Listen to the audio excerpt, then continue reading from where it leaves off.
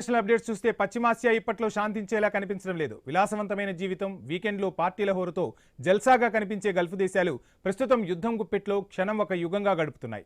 యుద్ధం 9వ రోజుకు చేరుకుంది. అమెరికా, ఇజ్రాయెల్ కలిసి ఇరాన్పై వైమానిక దాడులు, డ్రోన్లతో అటాకులు చేస్తున్నాయి. ఇజ్రాయెల్ తాజాగా ఇరాన్లోని కీలక ఆయిల్ డిపోలను లక్ష్యంగా చేసుకుంది. బాంబుల వర్షం కురిపించడంతో ఒక్కసారిగా మంటలు బగ్గుమన్నాయి. అగ్నికిలలు ఎగిసిపడుతున్నాయి. ఆకాశాన్ని దట్టమైన నల్లటి పొగలు చుట్టేశాయి. దీంతో ఆకాశం నుంచి వర్షంలా నల్లటి చుక్కలు పడటంతో స్థానికులు భయాందోళన వ్యక్తం చేస్తున్నారు. ఇన్నాళ్లు ఇరాన్ మిలిటరీ స్థావరాలను, క్షిపణి కేంద్రాలను లక్ష్యంగా చేసుకుని దాడులు చేసిన ఇజ్రాయెల్, అమెరికాలు వాటి రూటు మార్చేశాయి. ఇరాన్ మౌలిక వస్తువులను దెబ్బతీసే పనిలో పడ్డాయి.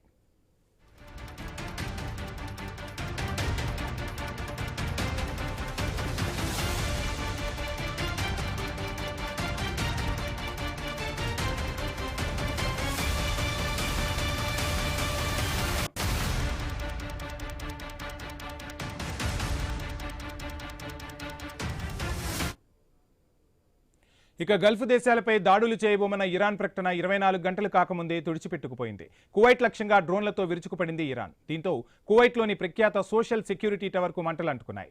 ఈ టవర్లో అనేక మంది ప్రజలు చిక్కుకున్నారు. తాజా దాడులతో ప్రజలు సురక్షిత ప్రదేశాల్లో తలదాచుకోవాలని కువైట్ సైన్యం పలు సూచనలు చేసింది.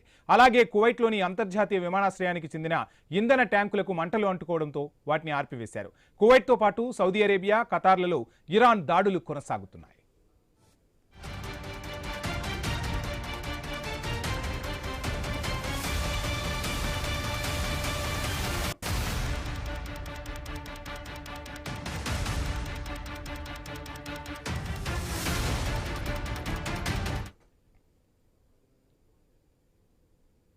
ఇక లెబనాన్లోని హిజ్బుల్లా స్థావరాలపై ఇజ్రాయెల్ క్షిపణులతో బీతావాహంగా విరుచుకుపడింది.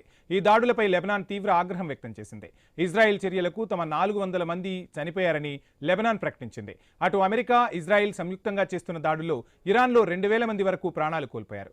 ఒకవైపు ప్రాణ, ఆస్తి నష్టం తీవ్రంగా ఉన్నప్పటికీ సమస్య పరిష్కారం దిశగా ఎవరూ చొరవ తీసుకోవడం లేదు. చర్చలు లేవు, యుద్ధం ఆగదు. జనాల్లో టెన్షన్ అంతకంతకు పెరిగిపోతున్న పరిస్థితి.